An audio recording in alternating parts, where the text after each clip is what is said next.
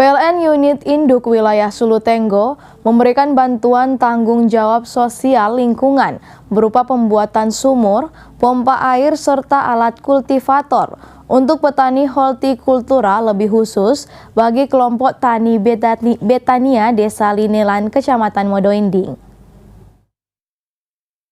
PLN Unit Induk Wilayah Sulutenggo memberikan bantuan tanggung jawab sosial dan lingkungan berupa pembuatan sumur, pompa air, serta alat kultivator untuk petani hortikultura lebih khusus bagi kelompok tani Betania, Desa Linelan, Kecamatan Modoinding. Senior Manajer Keuangan Komunikasi dan Umum Wega Utama yang hadir mewakili General Manager PLN Unit Induk Wilayah Sulutenggo menjelaskan bahwa bantuan yang diberikan PLN ini sejalan dengan pilar SDGs.